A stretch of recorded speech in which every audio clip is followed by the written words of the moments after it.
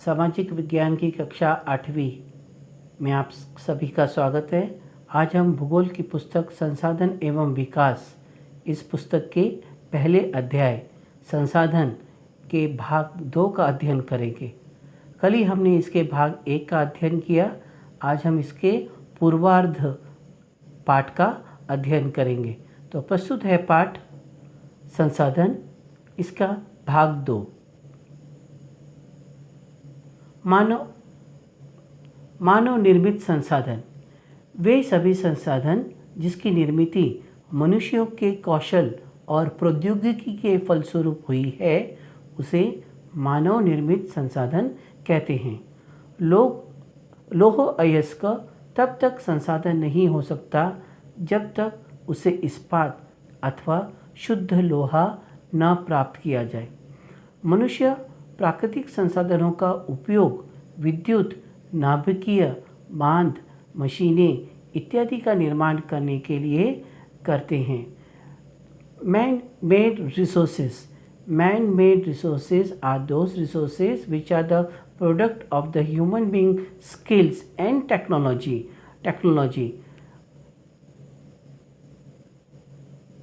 Iron ore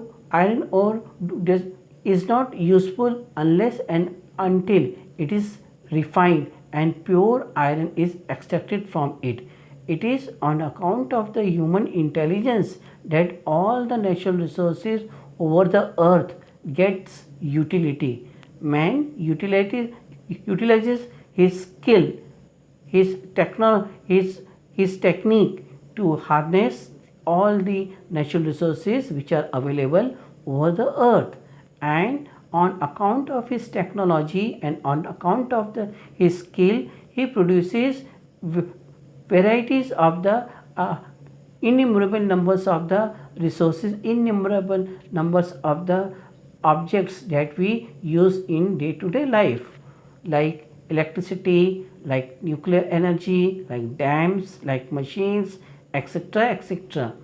मनुष्य ही जो प्रकृति में व्याप्त जितने भी पदार्थ हैं उनको अपने उपयोग में लाता है या अपने उपयोग के काबिल बनाता है। ये मनुष्य का कौशल ही है जो पदार्थों को संसाधन का दर्जा देता है।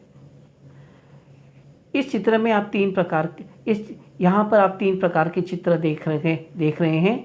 एक है वायुयान, दूसरा है पुल और तीसरा है उपग्रह। वायुयान ये यातायात और परिवहन के लिए उन्होंने मनुष्य ने निर्मित किया, जिसमें उच्च कोटि की तकनीक इस्तेमाल होती है। दो दुर्गम प्रदेशों को जोड़ने के लिए उन्होंने समुद्रों पर, नदियों पर पुल बनाए। आपने रामायण तो पढ़ी ही होगी। रामायण में भी वहाँ पर आपने एक जिक्र सुना होगा जहाँ से रामेश्वरम से श्रीलंका की ओर जाने के लिए मानव निर्मित पुल राम सेतु बनाया गया। ये भी एक प्रौद्योगिकी का ही उदाहरण है।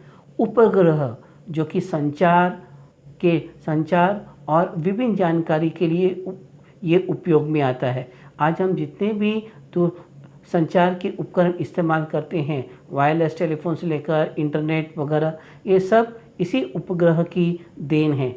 1934 के पहले इसका नामो निशान नहीं था, परंतु निरंतर अनुसंधान और प्रौद्योगिकी को निपुण करने के बाद ही मनुष्य इस उपलब्धि तक पहुंच पाया।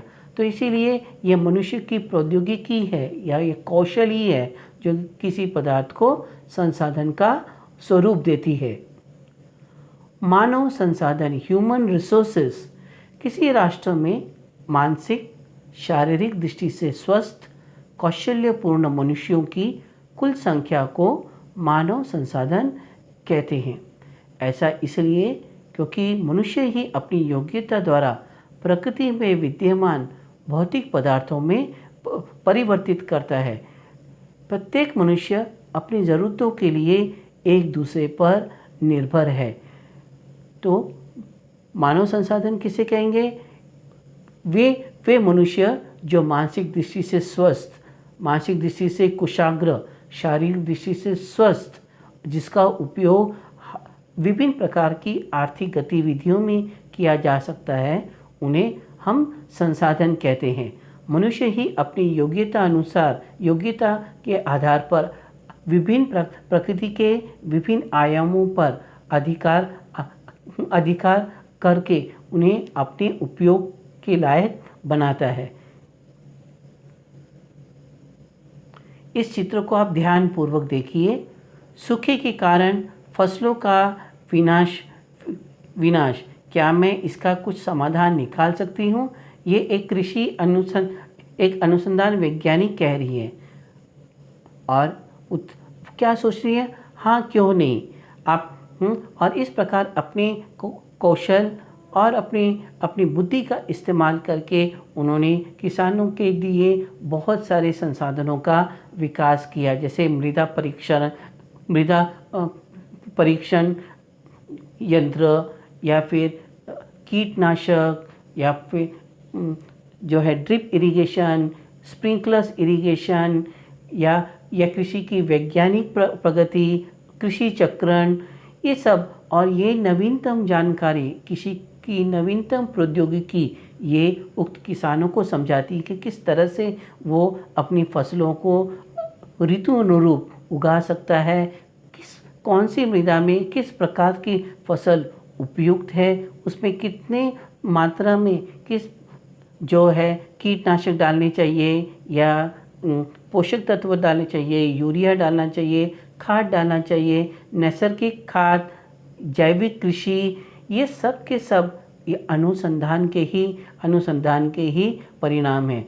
1964-65 के वक्त भारत में जब हरित क्रांति हुई थी, प्रोफेसर जे नोरिन जापान में गए और वहाँ पे संकरित बीज संकरण यानी हाइब्रिडाइजेशन, बीजों के हाइब्रिडाइजेशन की तकनीक वो सीख कर आए और उन्होंने इसका सफल परीक्षण पंजाब में गेहूं की फसलों पर किया। और इस प्रकार से एक कृषि में वो क्रांति लेकर आए, जहाँ पर किसान को स्वावलंबी बनाया गया और हमारी बढ़ती जनसंख्या के लिए उन्होंने बफर स्टॉक को बनाने में मददगार की। ये सब अनुसंधान, मनुष्य के अनुसंधान और निरंतर प्रयोग का ही परिणाम है। तो मनुष्य के पास बुद्धि होती है, कौशल होता है, वो नवीनतम प्रौद्योगिकी सीखने के लिए उसमें जिज्ञासा होती है, जिसका इस्तेमाल हम अर्थव्यवस्था में सफल कर सकते हैं। आप अलग अलग आविष्कारों के बारे में सोच सकते हो। थॉमस एल्वा एडिसन ने जिस प्रकार का बल्ब का आविष्कार किया, या जेम्स वॉट ने स्टीम इंजन का आविष्कार किया, बहुत सारे आविष्कारों की आप लंबी फेहरिस्त बना सकते हैं। ये सब के सब मनुष्य की प्रौद्योगिकी, कौशल और निरंतर अनुसंधान का ही परिणाम है। और इसीलिए हम मनुष्य को एक सबसे बहुमूल्य संसाधन मानते हैं। मानव संसाधन, भारत सरकार के अधीन मानव संसाधन विकास मंत्रालय है।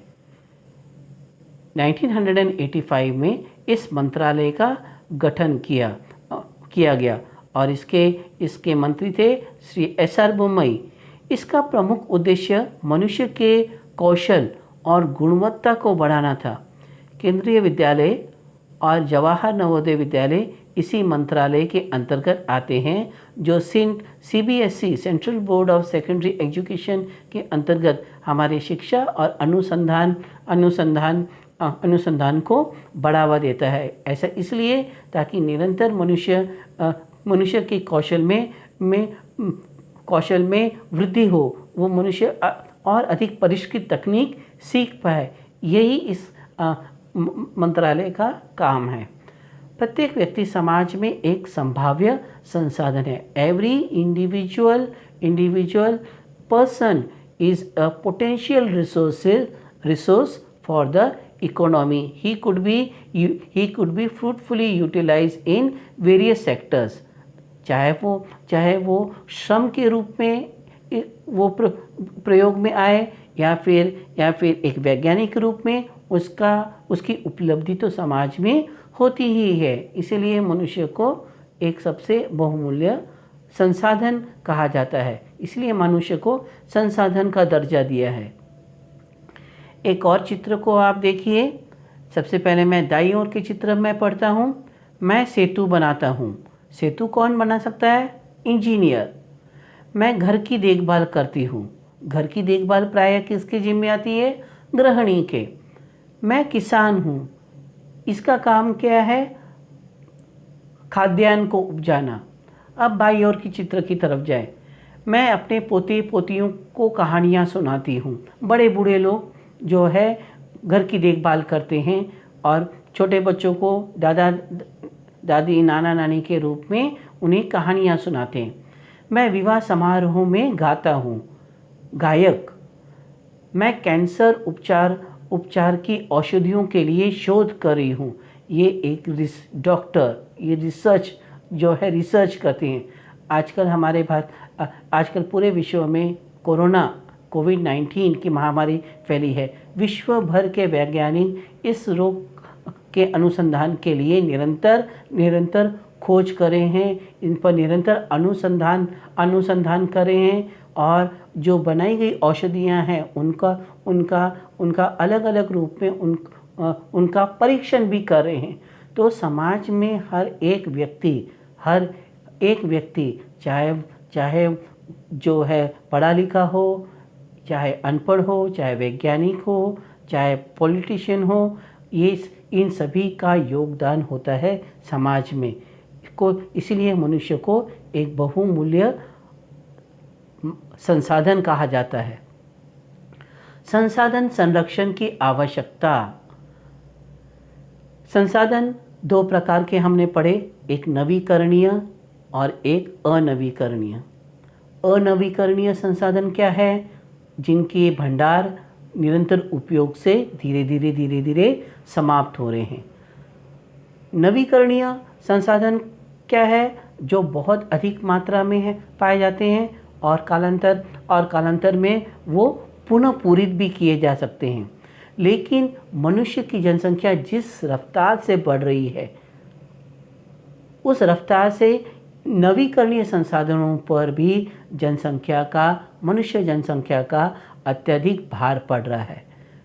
भूमि पर भार पड़ रहा है। कृषि के लिए, आवास के लिए भूमि का क्षरण हो रहा है। जो हमारे जल स्रोत जो है प्रदूषित हो रहे हैं। हवा में ये विभिन्न प्रकार के उद्योग संयंत्र लगने के कारण हवा की गुणवत्ता भी निरंतर कम हो रही है। तो ये जो नवीकरणीय संसाधन हैं वो भी धीरे धीरे अनवीकरणीय संसाधन के दर्जे में आती जा रही है। इसीलिए हमें आवश्यकता पड़ी संसाधनों के संरक्षण की। अगर हम ऐसा नहीं करेंगे तो कालांतर में ये सभी संसाधन समाप्त हो जाएंगे और मनुष्य का अस्तित्व ही इस पृथ्वी पर से समाप्त हो जाएगा।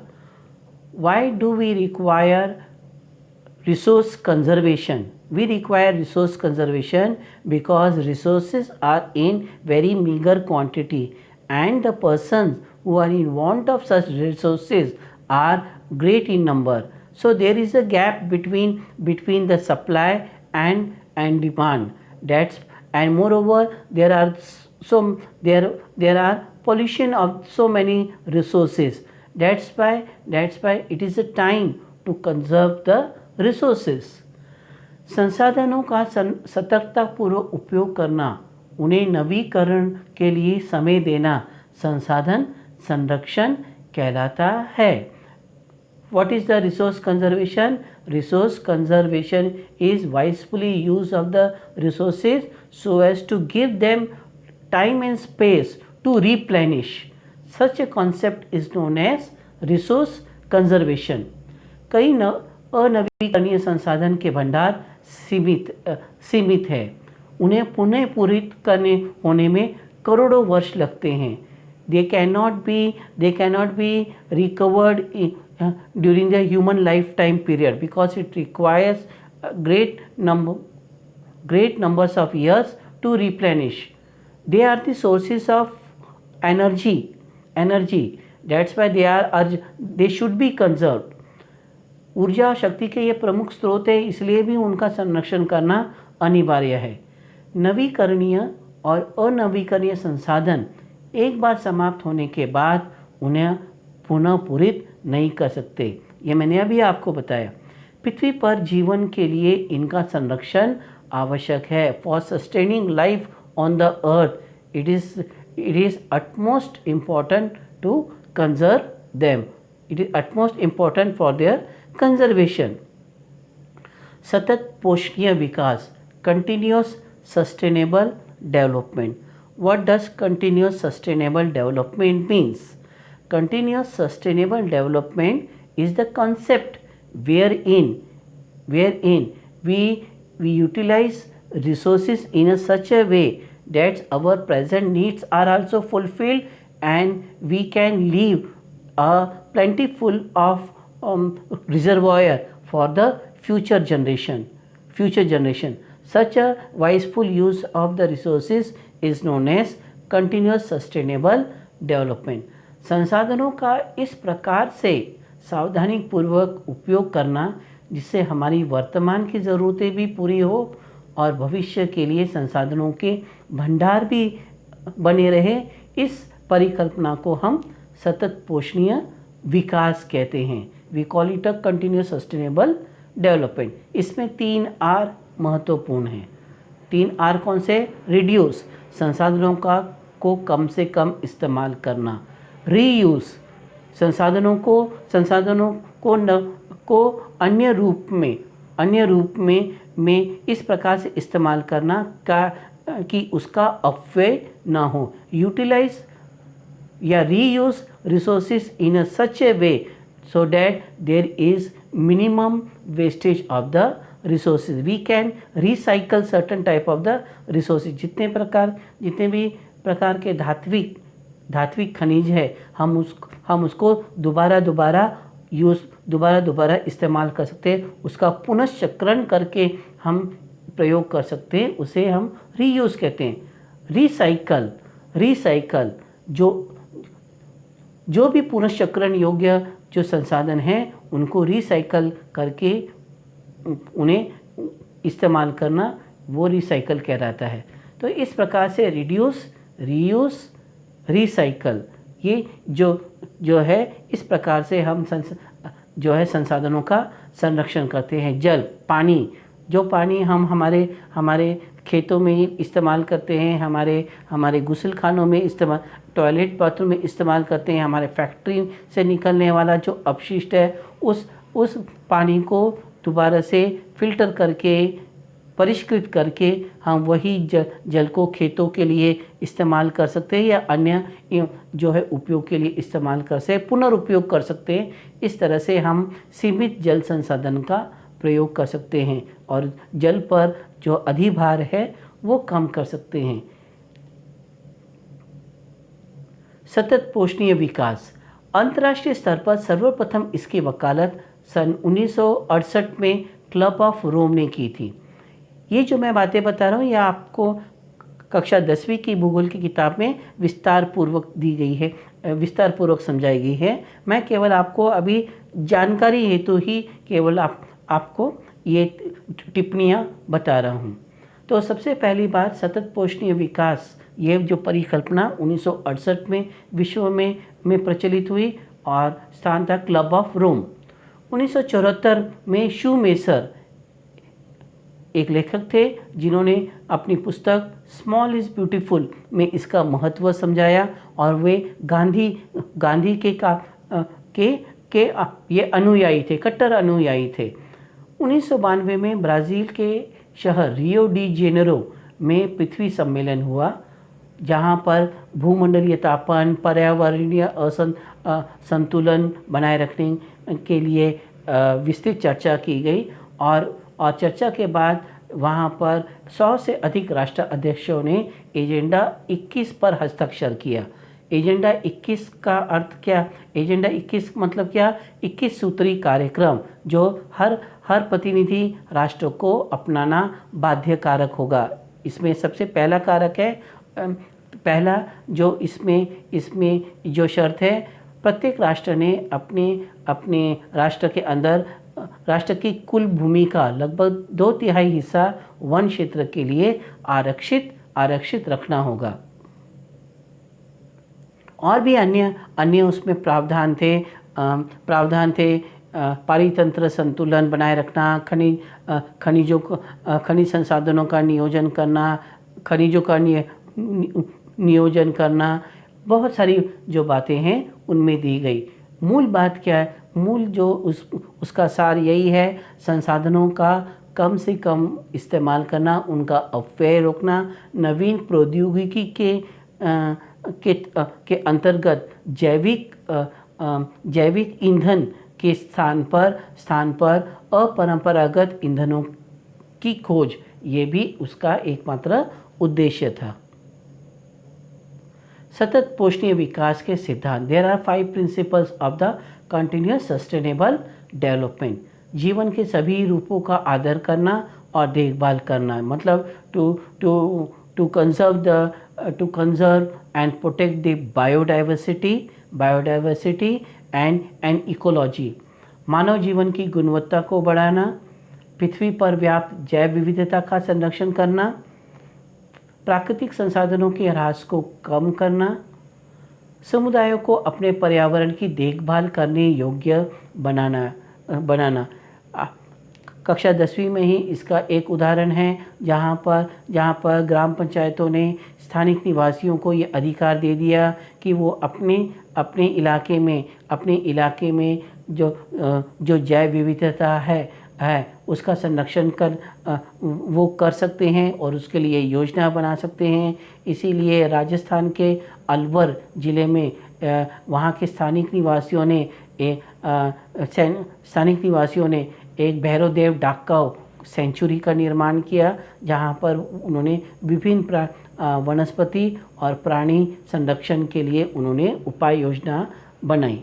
तो इस प्रकार से हम बहुमूल्य संसाधनों का संरक्षण कर सकते हैं, हमारे पारितंत्र के संतुलन को बनाने में हम अपना योगदान दे सकते हैं, और इस तरह से हम पृथ्वी पर अपने अस्तित्व को संरक्षित कर सकते हैं, और इसी को हम कहते हैं सतत पोषणीय विकास। धन्यवाद। इस प्रकार से ये लेसन समाप्त हुआ। इससे संबंधित जो प्रश्न उत्तर है पाठ्य पुस्तक के, वो आप अपनी अभ्यास पुस्तिका में लिखेंगे और हमें शिक्षक को दर्शाएंगे। धन्यवाद।